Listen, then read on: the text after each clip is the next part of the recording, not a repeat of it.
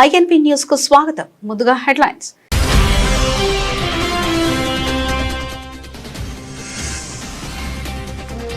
Japan వేదికగా big news. 200 మంది business delegations ను టోక్యోలో భారత్ వ్యాపార గర్జన.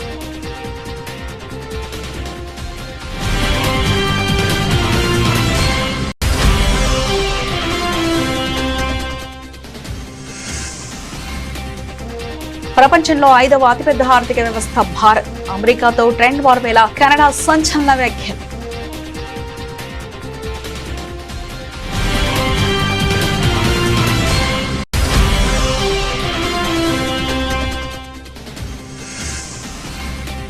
వన్ నేషన్ వన్ ఎలక్షన్ రాజ్యాంగబద్ధమే. కాంగ్రెస్ విమర్శలపై విరుచుకుపడ్డ శివరాజ్ సింగ్ చౌహాన్.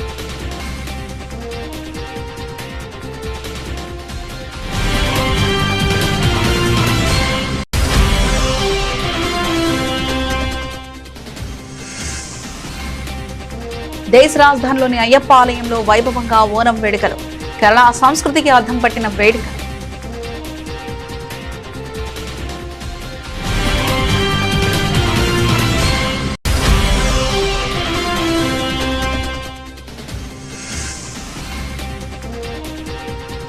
ఎన్నికల రాజకీయం నుంచి తప్పుకుంటున్న సిద్ధరామయ్య ప్రజాక్షేత్రంలోనే కొనసాగుతానని స్పష్టత.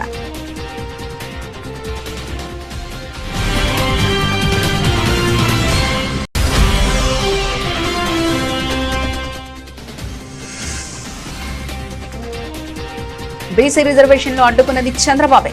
ఆధారాల సహా బయటపెట్టిన మాజీ సీఎం వైఎస్ జగన్.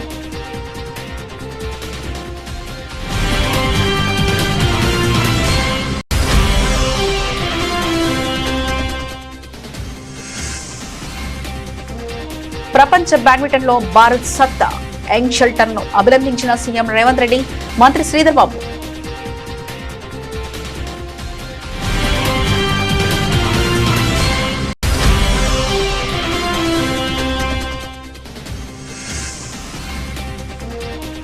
గోదావరి పుష్కరాలపై ముఖ్యమంత్రి చంద్రబాబు సమీక్ష. మొత్తం 4026 కోట్ల వ్యయంతో 4932 పనులు.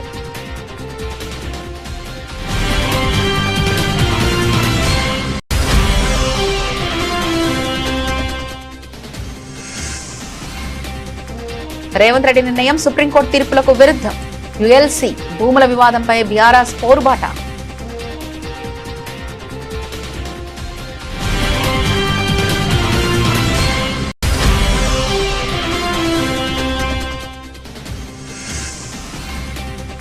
$900 కోట్ల ప్రాజెక్టు 10,000 కోట్లకు చేరింది. చంద్రబాబు తీరుపై ఎమ్మెల్యే తాటిపత్తి ఫైర్.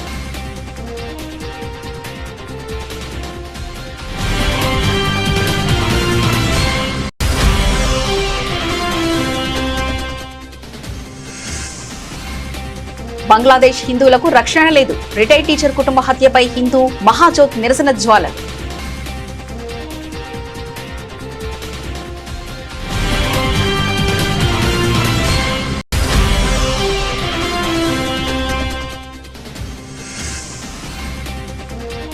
టాక్సీ విడుదలకు ముందు ధర్మస్థలంలో రాకింగ్ స్టార్ యాష్ శ్రీ మంజునాథ స్వామికి ప్రత్యేక పూజలు.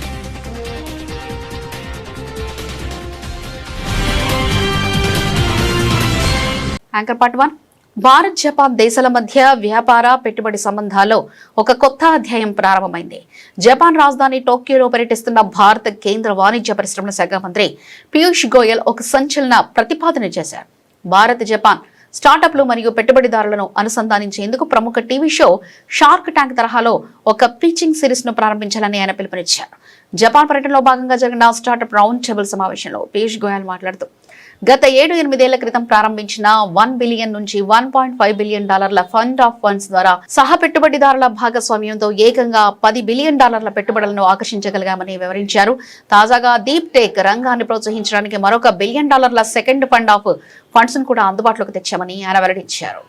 We started with a $1 billion, $1.5 billion fund of funds to seed startups about 7-8 years ago.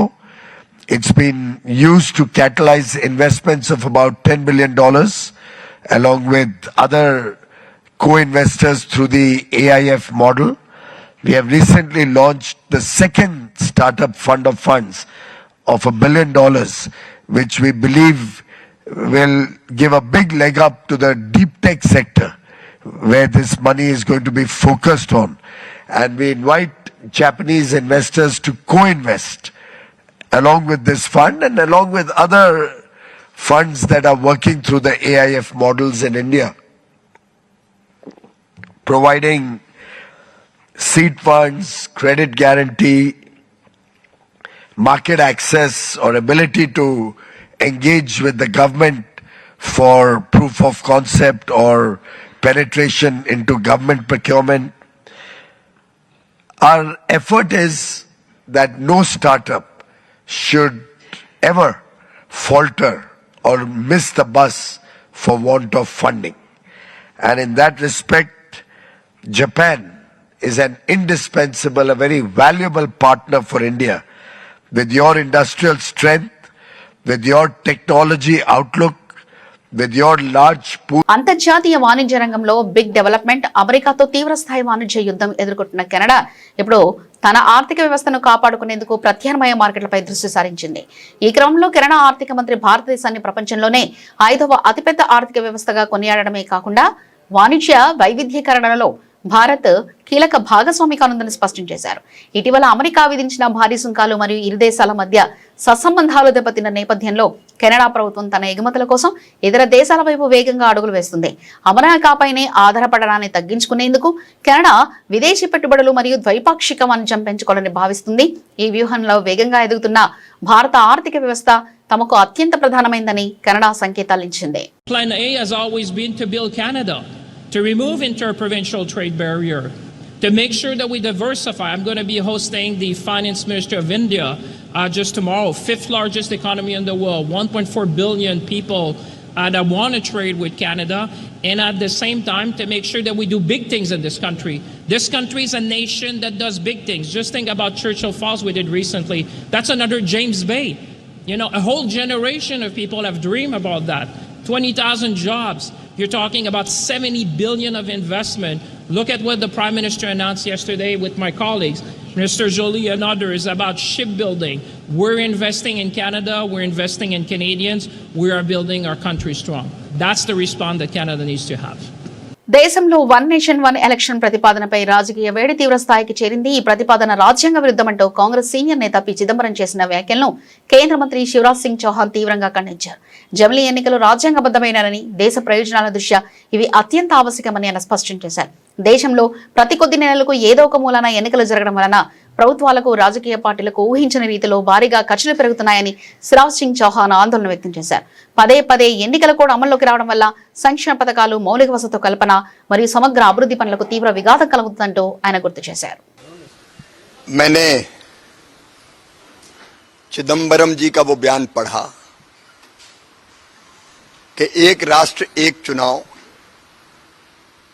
असंवैधानिक है और इसको लागू करने का कांग्रेस का जमीर इजाजत नहीं देता. आप किस जमीर की बात कर रहे हैं? एक राष्ट्र एक चुनाव 1952 में होता रहा, लोकसभा विधानसभा के चुनाव. 57 में चुनाव साथ हुए, 62 में चुनाव साथ हुए, 67 में चुनाव साथ हुए. बाद में असंवैधानिक तरीकों से कांग्रेस ने निर्वाचित विरोधी सरकारों को गिराने का षड्यंत्र किया. उसके बाद यह व्यवस्था बिगड़ी.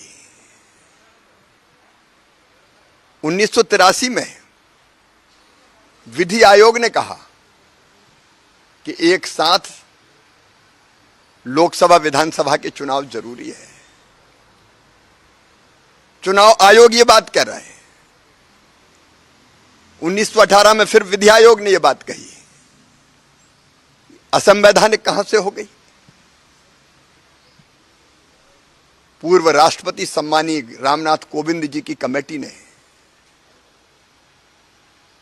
देश भर के चिंतक, मनीषी, विधिवेत्ताओं से चर्चा की और उसके बाद वो रिपोर्ट तैयार हुई जिसमें एक राष्ट्र एक चुनाव की आवश्यकता को प्रतिपादित किया गया है. पहले लोकसभा और विधानसभा के चुनाव एक साथ हो, और बाद में 100 दिन के अंदर बाकी चुनाव भी हो जाएं। ये लगातार होने वाले चुनावों ने न केवल खर्चा बढ़ाया है, सरकार का खर्चा और राजनीतिक दलों का खर्चा, बल्कि विकास को बाधित किया है। हमारे देश में 5 साल 12 महीने 30 दिन हर सप्ताह रोज और कोई काम हो ना हो एक काम जरूर। దేశ రాజధాని ఢిల్లీలో కేరళ సంస్కృతి సాంప్రదాయంలో కలయికగా ఓనం పండుగ వేడుకలు అత్యంత వైభవంగా జరుగుతున్నాయి. ముఖ్యంగా ఆర్కేపురంలోని ప్రసిద్ధ శ్రీ అయ్యప్ప స్వామి దేవాలయంలో ఉదయం నుంచే పండుగ వాతావరణం నెలకొంది. ఢిల్లీ మరియు పరిసర ప్రాంతాల్లో నివసిస్తున్న వేలాది మంది మలయాళీ భక్తులు ఆలయానికి తరలివచ్చి అయ్యప్ప స్వామిని దర్శించుకున్నారు. ఆలయ ప్రాంగణాన్ని రంగురంగుల పూలతో వేసిన విశిష్టమైన పూకలం పూల రంగువల్లులు చూపులను విశేషంగా ఆకట్టుకుంది.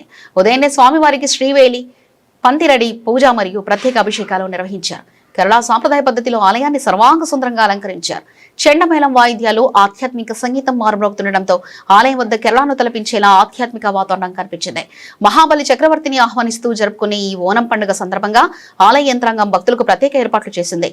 ఆలయ ప్రాంగణంలో సాంప్రదాయ ఓణం సంధ్యా పేరుతో ప్రత్యేక రుచులతో కూడిన విందు భోజనం మరియు అన్నదాన కార్యక్రమాలను నిర్వహించారు. ఢిల్లీలోని ప్రవాస మలయాళీలు సాంప్రదాయ వస్త్రాధరణతో వచ్చి పూజలో పాల్గొని ఒకరికొకరు పండుగ శుభాకాంక్షలు తెలుపుకున్నారు. కర్ణాటక రాజకీయాల్లో అత్యంత చారిత్రాత్మక పరిణామం చోటు చేసుకుంది. వచ్చే ఎన్నికల్లో తాను బరిలోకి దిగడం లేదని, అయితే క్రియాశీలక రాజకీయాల్లో ఉంటూ ప్రజల కోసం తన గొంతును వినిపిస్తూనే ఉంటానని కర్ణాటక మాజీ ముఖ్యమంత్రి సిద్ధరామయ్య స్పష్టం చేశారు. ఓ కార్యక్రమంలో పాల్గొన్న ఆయనకు వచ్చే పార్లమెంట్ ఎన్నికల్లో పోటీ చేయాలని అభిమానులు మద్దతుదారులు కోరగా ఆయన ఈ మేరకు స్పందించి తన రాజకీయ భవిష్యత్తుపై స్పష్టత ఇచ్చారు. సామాజిక న్యాయం, అంతర్గత రిజర్వేషన్లు మరియు బహుజన వర్గాల హక్కుల పరిరక్షణే తన ప్రాథమిక సిద్ధాంతాలని సిద్ధరామయ్య పునరుద్ఘాటించారు. అధికారంలో ఉన్నా లేకపోయినా తాము ఎదుర్కొంటున్న సమస్యలపై నిరంతరం పోరాటం చేస్తానని వెల్లడించారు. ರಾಜಕೀಯ ಮಾತಾಡಬಾರ್ದು ಅಂತ ಇದ್ದೀನಿ. ಅವ್ರ ವಿರೋಧ ಇದ್ದಾರೆ ಬಿಜೆಪಿ ಮನುವಾದಿಗಳು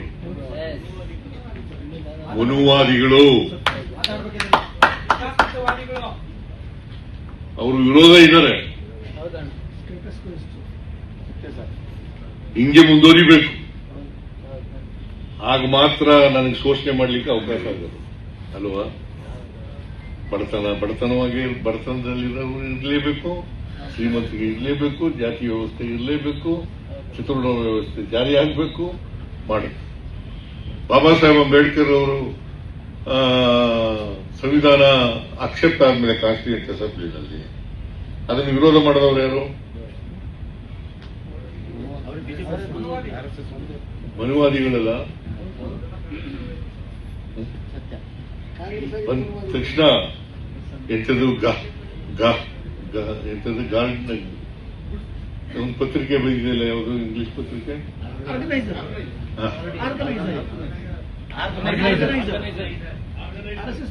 ఆర్గనైజర్.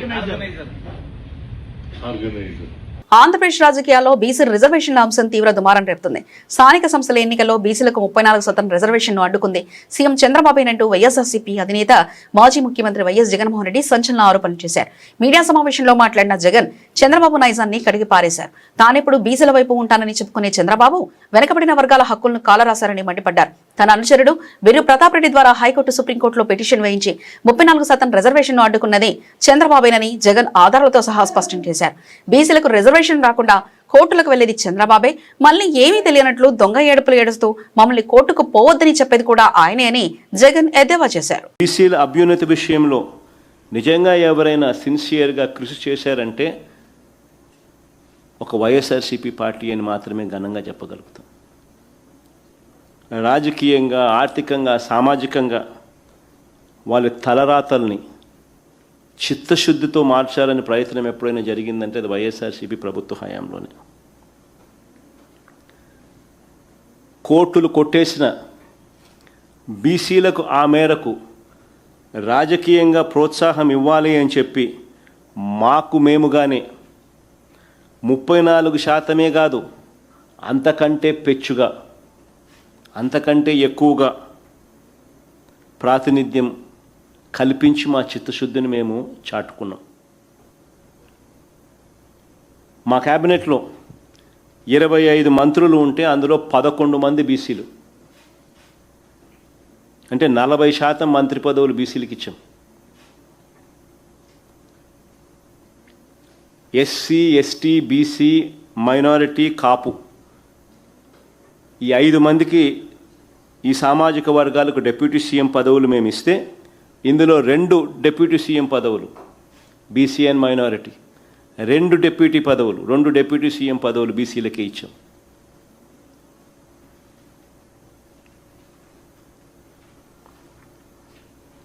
వైఎస్ఆర్సీపీ ప్రభుత్వం వచ్చిన తర్వాత రాష్ట్ర కోటాలో భర్తీ అయిన 11 రాజ్యసభ సీట్లకు 4 బీసీలను పంపించింది ఎవరైనా అంటే అది జగనే. అంటే దాదాపు 36% ప్రాతినిధ్యం ఇచ్చడం. అదే చంద్రబాబు నాయుడు గారు 2014 నుంచి 19 ఆయన ప్రీవియస్ రెజ్యూమ్ ఒకసారి గమనిస్తే ఒక్కరిని పంపించలా రాజ్యసభకు బీసీలను. మేము 4 పంపించినాం, 11 మందిలో 4, 36%. 25 లోక్సభ సీట్లలో 11 బీసీలకే ఇచ్చాం, అంటే 44% బీసీలకే ఇచ్చాం. 58 ఎమ్మెల్సీల్లో 58 ఎమ్మెల్సీ స్థానాలకు 28 స్థానాలు బీసీలకు ఇచ్చడం. 28 ఎమ్మెల్సీలు బీసీలకు ఇచ్చడం. కౌన్సిల్లో ఈరోజు 58 కౌన్సిల్ సభ్యుల్లో 28 బీసీలకే ఇచ్చి నిలబెట్టాం. మేము పంపించిన 58లో అంటే 48% వాళ్ళకే ఇచ్చడం. 13 జెడ్పీ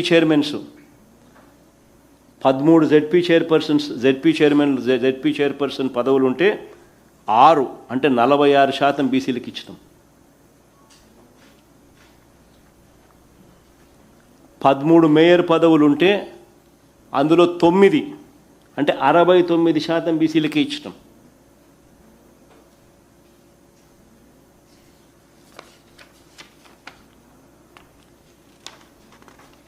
636 ఎంపీపీ స్థానాలు, మండల్ ప్రజా పరిషత్ ఎంపీపీ స్థానాలు 636 స్థానాల్లో 239 అంటే 38% బీసీలకే ఇచ్చడం. Municipal chairpersons. ప్రపంచ బ్యాడ్మింటన్ రంగాన భారత పతాకాన్ని ఎగురవేసిన యంగ్ షట్లర్లు పుల్లెల గాయత్రి, గోపిచంద్ మరియు ట్రీసా జాలీలకు రాష్ట్రంలో ఘనస్వాగతం లభించింది. ప్రపంచ బ్యాడ్మింటన్ ఛాంపియన్షిప్ మహిళల డబుల్స్ విభాగంలో కాంస్య పథకం సాధించి చరిత్ర సృష్టించిన ఈ జోడిని తెలంగాణ ముఖ్యమంత్రి రేవంత్ రెడ్డి అభినందించారు. ప్రముఖ బ్యాడ్మింటన్ దిగ్గజం జాతీయ కోచ్ పుల్లెల గోపిచంద్ తో కలిసి గాయత్రి, ట్రీసాలు జూబ్లీహిల్స్ లోని ముఖ్యమంత్రి నివాసానికి చేరుకున్నారు. ఈ సందర్భంగా సీఎం రేవంత్ రెడ్డి వారిని ప్రత్యేకంగా అభినందించి శాలువతో సత్కరించారు.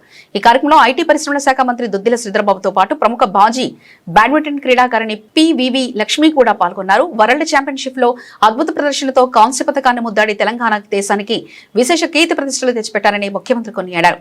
భవిష్యత్తులో జరిగే ఒలింపిక్స్, ఆసియా గేమ్స్ వంటి అంతర్జాతీయ టోర్నీలో మరింత రాణించి స్వర్ణ పథకాలతో తిరిగి రావాలని సీఎం ఆకాంక్షించారు. అంతర్జాతీయ స్థాయిలో రాణించే క్రీడాకారులకు తెలంగాణ ప్రభుత్వం ఎల్లప్పుడూ పూర్తి మద్దతు మరియు ప్రోత్సాహాన్ని అందిస్తుందని సీఎం హామీ ఇచ్చారు. ప్రకృతి ఆరాధన, ఆధ్యాత్మిక చింతన మమేకం చేస్తూ గోదావరి పుష్కరాలు నిర్వహించాలని ముఖ్యమంత్రి నారా చంద్రబాబు నాయుడు అధికారులకు సూచించారు. ఎక్కడా పవిత్రత దెబ్బతినకుండా, భక్తులకు సమస్యలు తలెత్తకుండా ఇప్పటి నుంచే చర్యలు తీసుకోవాలని ఆదేశించారు. వచ్చే ఏడాది జూన్ 26 నుంచి జూలై 7 వరకు 12 రోజుల పాటు పుష్కరాలు అత్యంత వైభవంగా జరపాలని చెప్పారు. పుష్కరాలు కేవలం ప్రభుత్వం నిర్వహించడమే కాదని స్థానిక ప్రజలను భాగస్వాములు చేయాలన్నారు. పుష్కరాల్లో భాగంగా 4026 కోట్లతో చేపట్టిన 4932 పనులకు సంబంధించి పురోగతిపై సచివాలయంలో మంగళవారం ముఖ్యమంత్రి సమీక్షించారు. పుష్కరాలకు ఇంకా 10 నెలల సమయం ఉన్నందున త్వరితగతిన అన్ని పనులు ప్రారంభించి సకాలంలో పూర్తి చేయాలన్నారు. తెలంగాణలో అర్బన్ ల్యాండ్ సీలింగ్ మరియు సెక్షన్ 22A నిషేధిత భూముల వ్యవహారం తీవ్ర దుమారం రేపుతుంది. దశాబ్దాల క్రితం క్రమబద్ధీకరించిన ఆస్తులను కూడా రాత్రికి రాత్రి నిషేధిత జాబితాలో చేర్చడంపై రేవంత్ రెడ్డి ప్రభుత్వం బీఆర్ఎస్ సీనియర్ నేత మాజీ మంత్రి హరీష్ రావు తీవ్రస్థాయిలో విరుచుకుపడ్డారు. కుత్బుల్లాపూర్ నియోజకవర్గంలో 22A భూముల బాధితుల ఆవేదనను ఆలకించిన అనంతరం హరీష్ రావు మాట్లాడారు. 2008లోనే అప్పటి వైఎస్ రాజశేఖర రెడ్డి ప్రభుత్వం తెలంగాణ ప్రాంతంలో యుఎల్సి అర్బన్ ల్యాండ్ సీలింగ్ చట్టాన్ని రద్దు చేసిందని, దశాబ్దాల క్రితమే ఆ భూములన్నీ చట్టబద్దమైన పట్టాభూములుగా మారిపోయాయని గుర్తు చేశారు. కానీ ఇవాళ రేవంత్ రెడ్డి ప్రభుత్వం ఆ భూములను 2008 కంటే ముందు యుఎల్సి పరిధిలో ఉన్నాయనే నేపథ్యంతో సెక్షన్ 22A నిషేధిత జాబితాలో పెట్టడం అత్యంత దుర్మార్గమైన చర్య అని మండిపడ్డారు. 2008వ సంవత్సరంలో రాజశేఖర రెడ్డి గారు ముఖ్యమంత్రిగా ఉన్నప్పుడు ఈ రాష్ట్రంలో యుఎల్సి యాక్ట్ను రద్దు చేయడం జరిగింది. అర్బన్ ల్యాండ్ సీలింగ్ ను రద్దు చేసినారు తెలంగాణ రాష్ట్రంలో. యుఎల్సి రద్దు అయిపోయిన తర్వాత, యాక్ట్ చట్టం రిపీల్ అయిన తర్వాత భూములన్నీ ఫ్రీ అయినాయి కదా, లేఅవుట్లు అయినాయి, హుడా అనుమతులు ఇచ్చింది, గవర్నమెంట్ అనుమతులు ఇచ్చింది, ప్రజలు ప్లాట్లు కొనుక్కున్నారు, అక్కడ ఇండ్లు కట్టుకున్నారు. ఇవాళ రేవంత్ రెడ్డి ప్రభుత్వం ఏం చేసిందంటే 2008 కంటే ముందు నీ భూమి యుఎల్సీలో ఉంది అని చెప్పి ఆ భూములను తిరిగి యుఎల్సీలో పెట్టినారు. కాలనీలు 2008లో యుఎల్సీ రిపీల్ అయిన తర్వాత అంతకు ముందు ఎప్పుడో యుఎల్సీలో ఉండని ఇవాళ యుఎల్సీలో కాలనీలు పెడితే ఎంతమంది ప్రజలు ఆగమవుతారు? సుప్రీంకోర్టు జడ్జిమెంట్లు వచ్చి, హైకోర్టు జడ్జిమెంట్లు వచ్చి కొన్ని భూములను ప్రైవేట్ భూములుగా ప్రజలు హక్కులు దొరికినాయి, లేఅవుట్లు అయినాయి, అక్కడ అపార్ట్మెంట్లు వచ్చినాయి, ప్రజలు ఇండ్లు కట్టుకున్నారు. ఇవాళ తిరిగి మళ్ళీ ఆ భూములను సుప్రీంకోర్టు జడ్జిమెంట్ లో ఫ్రీ అయినటువంటి భూములను కూడా ఈ రోజు దాన్ని 22A పెట్టడం అనేటువంటిది ఇది సుప్రీంకోర్టు నియమ నిబంధనలను ఉల్లంఘించడమే అవుతుంది. ఇలా ఒక్క మాటలో చెప్పాలంటే మీరందరు కబ్జాదారులండి. రేవంత్ రెడ్డి ఏం మాట్లాడుతుండు? కబ్జాదారులే ధర్నాలు చేస్తుండ్రు.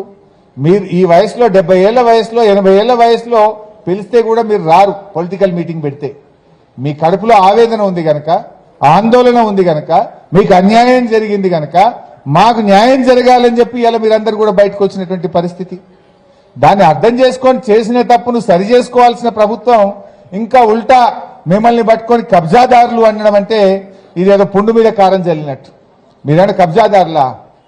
రూపాయి సంపాదించి కష్టపడి మీ జీవితం యొక్క కళ ఆ ఇల్లు, అపార్ట్మెంట్ ను మీరు కట్టుకుంటే ఇవాళ దాన్ని రాత్రికి రాత్రి 22A పెట్టి ప్రజలతో ఆడుకుంటున్నటువంటి పరిస్థితి. ఆంధ్రప్రదేశ్ రాజకీయాల్లో ప్రకాశం జిల్లా జీవనాడి వెలుగొండ ప్రాజెక్టుపై విమర్శల వేడి రాజుకుంది. తెలుగుదేశం పార్టీ మరియు చంద్రబాబు నాయుడుపై ఎర్రగొండపాలెం వైఎస్ఆర్సీపీ ఎమ్మెల్యే తాటిపర్తి చంద్రశేఖర్ తీవ్రస్థాయిలో విరుచుకుపడ్డారు. వెలుగొండ ప్రాజెక్టును చంద్రబాబు కేవలం ఎన్నికల లబ్ధి కోసమే వాడుతున్నారని ఆయన ఆరోపించారు.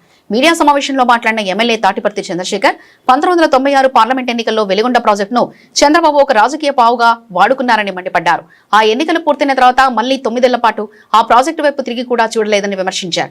అంతకంటే ముందు స్వర్గీయ ఎన్టీఆర్ కాలంలో కూడా ఆ ప్రాజెక్టు విషయంలో చేసిందేమీ లేదని ఆయన వ్యాఖ్యానించారు. దాదాపుగా 1962లో పూల సుబ్బయ్య గారు అనేటటువంటి ఒక ఎమ్మెల్యే ఎర్రగొండపాలెం నుంచి 2 పర్యాయాలు గెలిచినటువంటి వ్యక్తి మొట్టమొదట్లో ఆలోచించినటువంటి అంకురార్పణ జరిగినటువంటి ఒక ప్రాజెక్ట్. అందుకే శ్రీ జగన్మోహన్ రెడ్డి గారు వారి పేరు మీదనే ఆ ప్రాజెక్ట్ని జాతికి అంకితం చేసేటప్పుడు పూల సుబ్బయ్య వెలుగొండ ప్రాజెక్ట్ అని నామకరణం కూడా చేయడం జరిగింది.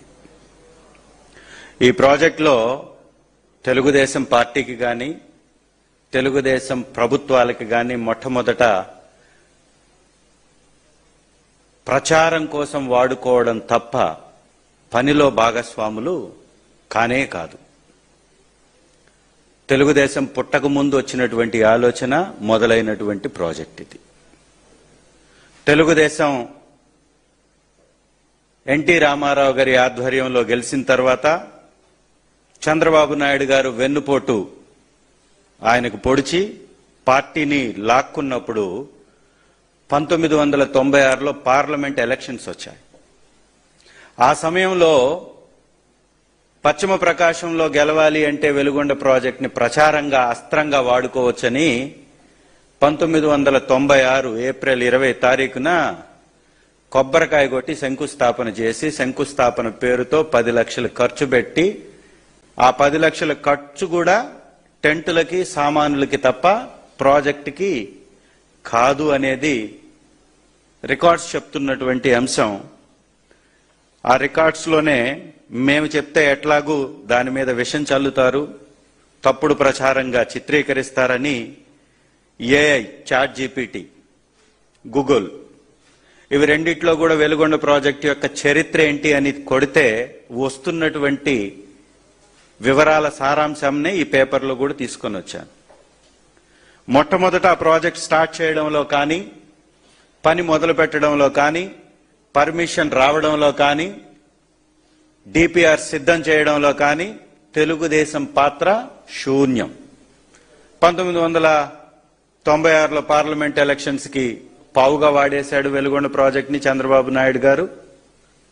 ఈ బూడిద పార్టీ అధ్యక్షుడు ఆ వెలుగొండ ప్రాజెక్టుకి బూడిదని పూసేసి 9 సంవత్సరాలు తిరిగి చూడలేం మళ్ళీ. బంగ్లాదేశ్లో మైనార్టీ హిందువులపై జరుగుతున్న దాడులు మరియు దౌర్జన్యాలు మరోసారి అంతర్జాతీయ స్థాయిలో తీవ్ర ఆందోళన కలిగిస్తున్నాయి. రంగపూర్లో రిటైర్డ్ హిందూ ఉపాధ్యాయుడు గణపతి చక్రవర్తితో పాటు ఆయన భార్య 2 పిల్లలను దారుణంగా హత్య చేసిన ఘటన బంగ్లాదేశ్ వ్యాప్తంగా కలకలం రేపింది. ఈ దారుణ హత్యలను నిరసిస్తూ బంగ్లాదేశ్ జాతీయ హిందూ మహాజ్యోతి ఆధ్వర్యంలో పెద్ద ఎత్తున నిరసన కార్యక్రమాలు చేపట్టారు. ఈ సందర్భంగా జాతీయ Hindu Mahajyoti executive president advocate Pradeep Kumar Paul ప్రభుత్వ తీరుపై మౌలికవాదుల కుట్రలపై తీవ్ర స్థాయిలో మండిపడ్డారు. హిందువులను వేధించడానికి, ఈ దేశం నుంచి వారిని తరిమివేయడానికి ఇదొక కొత్త వ్యూహం. బంగ్లాదేశ్ లో హిందువులకు ఏమాత్రం రక్షణ లేదు. భవిష్యత్తులో ఇక్కడ హిందువులను వరుసగా హత్య చేసే ప్రమాదం ఉందని ప్రదీప్ కుమార్ పాల్ ఆవేదన వ్యక్తం చేశారు. బంగ్లాదేశ్ ప్రజలతో పాటు ప్రపంచ దేశాలు వెంటనే స్పందించి హిందువుల రక్షణకు చర్యలు తీసుకోవాలని ఆయన బహిరంగంగా విజ్ఞప్తి చేశారు. আমরা এই সমস্ত নাটক বুঝি, এই সমস্ত চালাকি করে হিন্দু নির্যাতন করা হচ্ছে। এটা হিন্দু নির্যাতনের নতুন একটা কৌশল, হিন্দুদেরকে দেশ ছাড়া করার জন্য কৌশল। আমরা এই প্রতিবাদ জানানোর জন্য আজকে এখানে একত্রিত হয়েছি। আমরা এদেশের জনগণ তথা বিশ্ববাসীর কাছে আবেদন, এদেশে হিন্দুরা নিরাপদ না, এদেশে হিন্দুরা মোটেই নিরাপদ না, এদেশে হিন্দুদেরকে মেরে ফেলা হবে।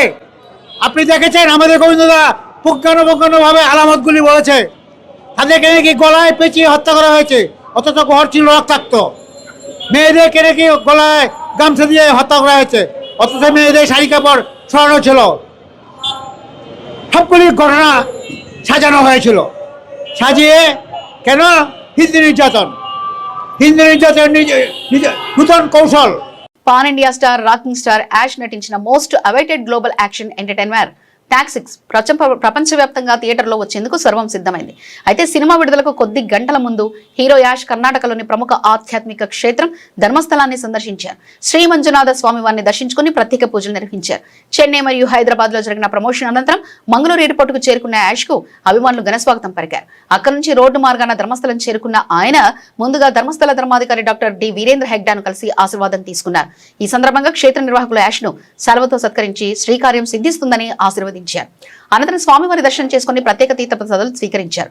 తన ప్రతి సినిమా విడుదల ముందు ధర్మస్థలం రావడం తనకు అలవాటైన సాంప్రదాయమని యాష్ ఈ సందర్భంగా గుర్తు చేశారు.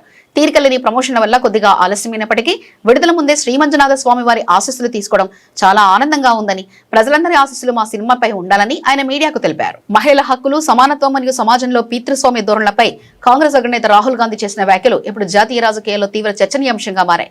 రాహుల్ గాంధీ వ్యాఖ్యలపై కేంద్ర మంత్రి గిరిరాజ్ సింగ్ తీవ్ర స్థాయిలో స్పందించారు. మహిళల హక్కులు, సమానత్వం గురించి మాట్లాడే రాహుల్ గాంధీ ముస్లిం సమాజంలో ఉన్న పితృస్వామ్య ధోరణులను మరియు మహిళలు ఎదుర్కొంటున్న ఆంక్షలను ఎదుర్కొనే ధైర్యం చేయాలని గిరిరాజ్ సింగ్ సూచించారు. కేవలం ఒక వర్గానికి లేదా ఒక కోణానికే పరిమితం కాకుండా ముస్లిం మహిళల హక్కుల కోసం కూడా రాహుల్ గాంధీ గలం విప్పాలని ఆయన పేర్కొన్నారు.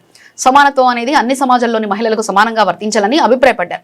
ఒకవైపు మహిళల సాధికారతపై రాహుల్ గాంధీ వరుస వ్యాఖ్యలు చేస్తుంటే, మరోవైపు బీజేపీ నేతలు ఆయన వ్యాఖ్యల్లోని ద్వంద్వ ప్రమాణాలను ప్రశ్నిస్తూ విమర్శలు గుప్పిస్తున్నారు. ఈ రాజకీయ వేడిపై కాంగ్రెస్ వర్గాలు ఏ విధంగా స్పందిస్తాయో చూడాలి. బులెటిన్ ముగించే ముందు హెడ్లైన్స్ మరోసారి చూద్దాం.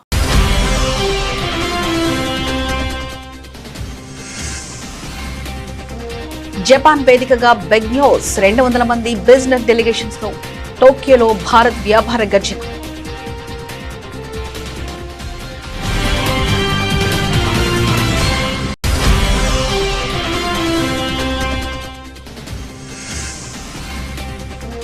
ప్రపంచంలో 5వ అతిపెద్ద ఆర్థిక వ్యవస్థ భారత్, అమెరికాతో ట్రెండ్ వార్ వేళ కెనడా సంచలన వ్యాఖ్యలు.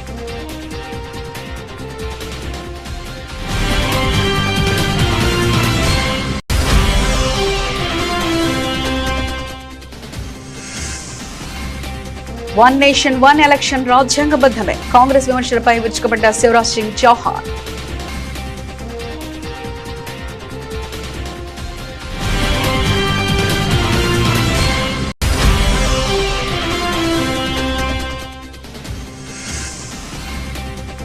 దేశ రాజధానిలోని అయ్యప్ప ఆలయంలో వైభవంగా ఓనం వేడుకలు, కేరళ సంస్కృతికి అర్థం పట్టిన వేడుక.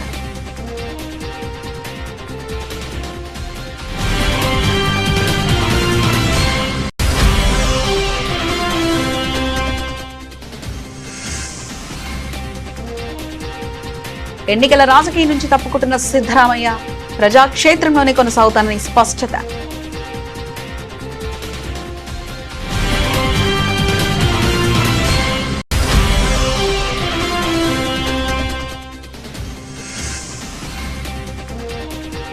బీసీ రిజర్వేషన్లు అడ్డుకున్నది చంద్రబాబే. ఆధారాల సహా బయటపెట్టిన మాజీ CM YS Jagan.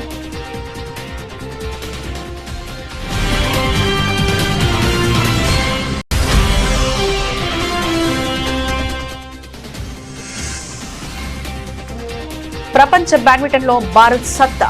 Young shelter ను అభినందించిన సీఎం రేవంత్ రెడ్డి, మంత్రి శ్రీధర్ బాబు.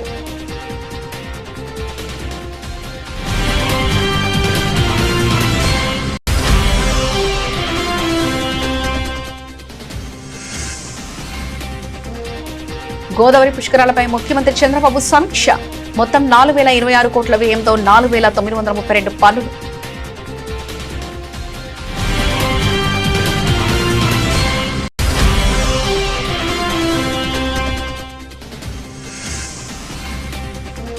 రేవంత్ రెడ్డి నిర్ణయం సుప్రీంకోర్టు తీర్పులకు విరుద్ధం. యుఎల్సి భూముల వివాదంపై బీఆర్ఎస్ పోరుబాట.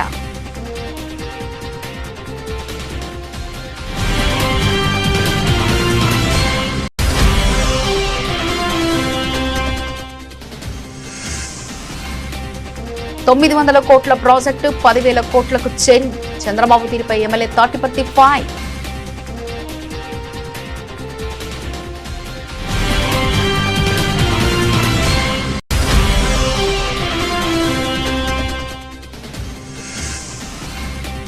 బంగ్లాదేశ్ హిందువులకు రక్షణ లేదు. రిటైర్డ్ టీచర్ కుటుంబ హత్యపై హిందూ మహాజ్యోత్ నిరసన జ్వాలలు.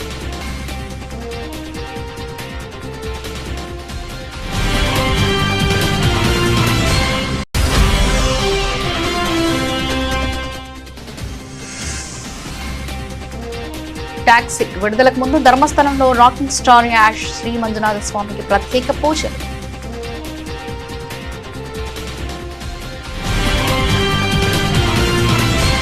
ఇవి ఇప్పటివరకున్న అప్డేట్స్. మరో బులెటిన్లో మళ్ళీ కలుసుకుందాం. అంతవరకు సెలవు. నమస్కారం.